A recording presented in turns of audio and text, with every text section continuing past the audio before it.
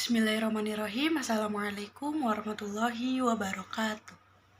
Alhamdulillahirabbil alamin wa bihi nasta'in wa ala umuri dunya waddin wa sholatu wassalamu ala asyrofil anbiya'i wal mursalin wa ala alihi wa ashabihi ajma'in amma ba'du. Rabbi syrah li sadri wa yassir li amri wahlul 'uqdatam min lisani yafqahu qawli. Awalan hayya bina nashkuri ilallah alladzi qad ata'na nikmatan katsiratan hatta nastati an najtami fi hadzal makani insyaallah mubarakah. Sanian salatan wa salaman ila habibina wa syafi'ina wa maulana Muhammad sallallahu alaihi wasallam. Salisan ashkuru syukron ala raisil jalsati alladzi qad ata'na fursatan goliyatan hatta astati an atakallama hamamakum jami'an tahtal maudu dakwah melalui bimbingan konseling Islam. Pada kesempatan yang baik ini, izinkan saya untuk memberikan sepatah dua patah kata mengenai dakwah dalam bimbingan dan konseling Islam. Islam adalah agama dakwah yang berfungsi sebagai rahmat dan nikmat bagi seluruh manusia.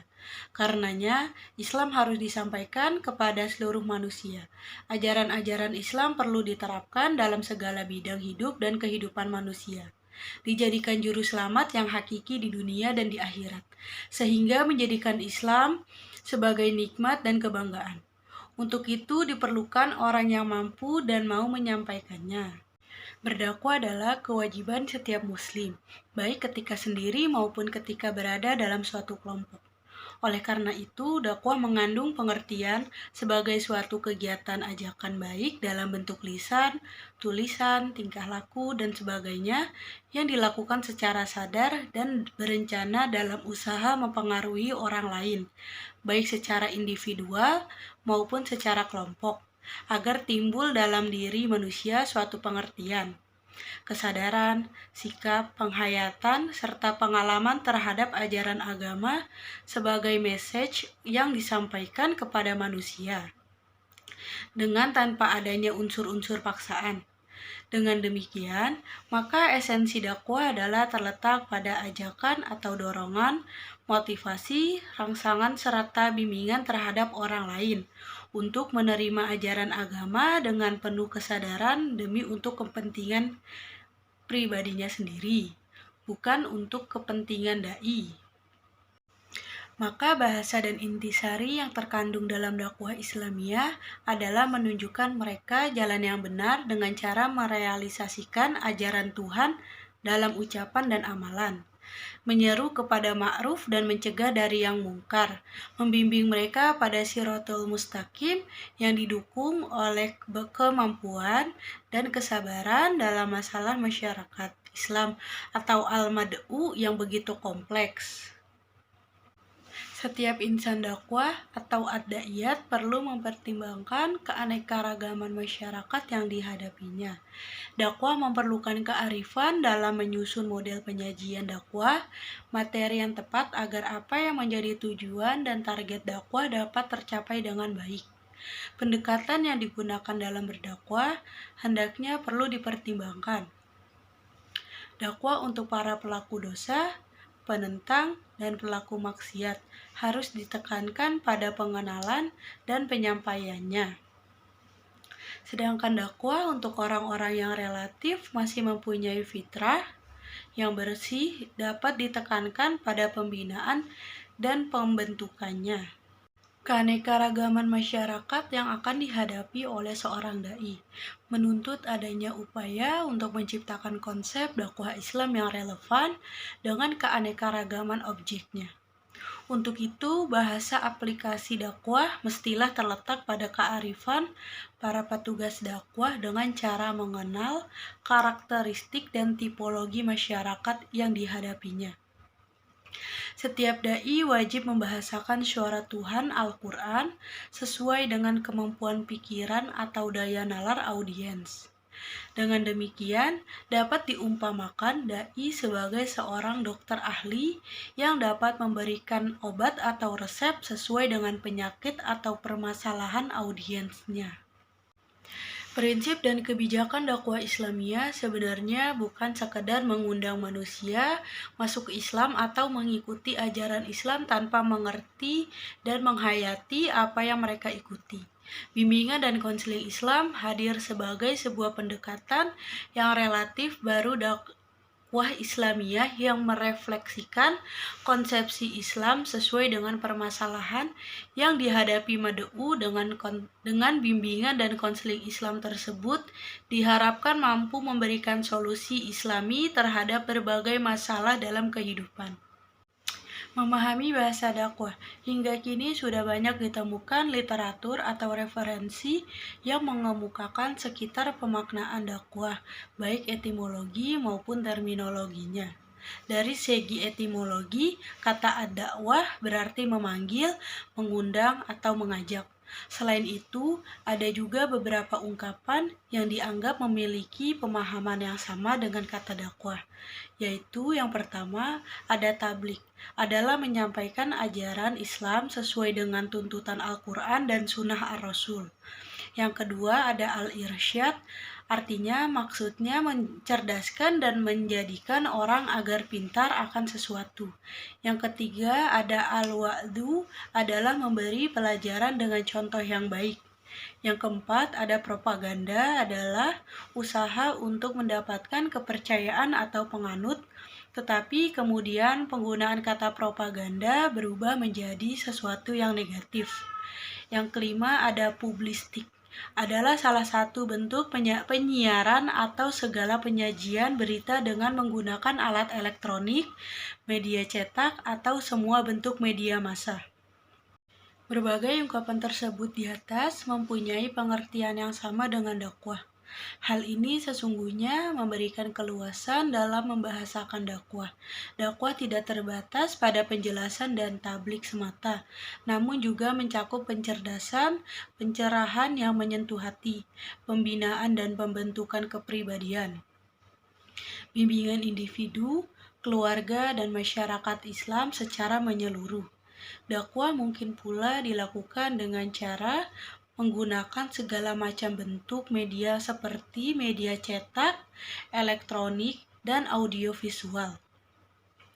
Tujuannya adalah untuk memudahkan dai membahasakan dakwah sesuai dengan perkembangan ilmu, pengetahuan, dan teknologi informasi dari waktu ke waktu. Alternatif pengembangan dakwah Islamiyah, gambaran mengenai pemaknaan dan pengertian dakwah di atas sekaligus mengungkapkan hakikat dan refleksi dakwah serta berbagai kemungkinan dan alternatif dalam mengimplementasikan dakwah. Ada berbagai alasan yang bisa dimajukan untuk itu. Yang pertama, mengingat demikian luasnya lingkup dan esensi dakwah melalui semua segi kehidupan manusia. Yang kedua, dakwah memiliki karakter dinamis, tidak dibatasi waktu dan ruang, serta mencakup sepanjang kehidupan manusia dari masa ke masa. Yang ketiga, kewajiban berdakwah oleh setiap muslim, laki-laki dan perempuan menuntut posisi dan kedudukannya, meskipun ada di antaranya yang dituntut untuk menekuninya secara profesional. Yang keempat, sasaran dakwah sangat beragam, mencakup semua usia yang memiliki berbagai profesi, serta suku dan bahasa, serta budaya. Bimbingan dan konseling Islam sebagai upaya pengembangan dakwah Islamiyah. Pengertian bimbingan dan konseling Islam, istilah bimbingan merupakan terjemahan dari kata bahasa Inggris, yaitu guidance, yang berarti menunjukkan, memberi jalan, atau menuntun orang lain ke arah tujuan yang lebih bermanfaat. Dalam bahasa Arab adalah al-irsyad, yang artinya pengarahan, bimbingan, dan juga bisa berarti menunjukkan atau membimbing. Dasar-dasar bimbingan dan konseling Islam. Dasar utama bimbingan dan konseling Islam adalah Al-Quran dan Sunnah Rasul. Sebab keduanya merupakan sumber dari segala sumber pedoman kehidupan umat muslim. Al-Quran dan Sunnah Rasul adalah landasan ideal dan konseptual bimbingan dan konseling Islam. Dari Al-Quran dan Sunnah Rasul itulah gagasan, tujuan, dan konsep-konsep bimbingan dan konseling Islam bersumber. Fungsi dan tujuan bimbingan dan konseling Islam. Fungsi bimbingan dan konseling Islam ditinjau dari kegunaan atau manfaat dapat dikelompokkan menjadi 4, yaitu yang pertama, fungsi preventif, yakni membantu individu menjaga atau mencegah timbulnya masalah bagi dirinya. Yang kedua, fungsi kuratif atau korektif, yakni membantu individu memecahkan masalah yang sedang dihadapi atau dialaminya. Yang ketiga, fungsi preservatif, yakni membantu individu menjaga agar situasi dan kondisi yang semula tidak baik yang telah menjadi baik itu kembali menjadi tidak baik. Yang keempat, ada fungsi developmental, yakni membantu individu memelihara dan mengembangkan situasi dan kondisi yang telah baik agar tetap baik. Tujuan umum bimbingan dan konseling Islam secara implisit sudah ada dalam batasan atau definisi bimbingan dan konseling Islam, yakni mewujudkan individu menjadi manusia seutuhnya agar mencapai kebahagiaan hidup di dunia dan di akhirat. Dakwah melalui bimbingan konseling Islam, dakwah Islam dengan segala aktivitasnya telah berkembang dari masa ke masa. Perkembangan tersebut dapat dilihat dari materi yang disesuaikan dengan perkembangan zaman, metode, maupun yang lainnya. Berangkat dari titik tolak mengajak manusia yang dilakukan dengan lisan atau dakwah bil lisan, dengan perbuatan atau dakwah bil hal, dengan tulisan atau dakwah bitadwin, sampai kepada pencegahan, penanganan masalah, penyembuhan, serta perkembangan mad'u. Berbagai ilmu pengetahuan diterapkan dalam dakwah Islam dalam rangka mencapai tujuan, termasuk di dalamnya bimbingan dan konseling Islam, di mana ilmu ini disesuaikan dengan ajaran Islam. Semakin hari, persoalan yang dihadapi masyarakat Islam semakin kompleks.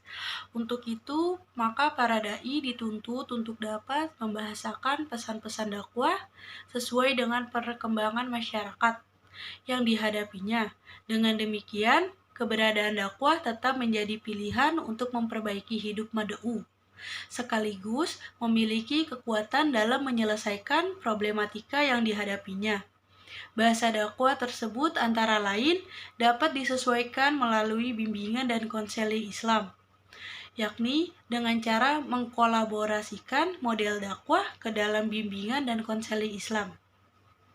Implementasi dakwah lewat bimbingan dan konseling Islam bisa dilakukan dengan baik bila seorang dai dalam menumbuhkan kesadaran untuk menginternalisasikan nilai-nilai atau ajaran Islam pada mad'u bersifat individual, mampu menjalin hubungan secara personal dengan baik, berorientasi pada pemecahan masalah, menyampaikan pesan yang sudah terprogram, serta berorientasi pada target yang ditetapkan.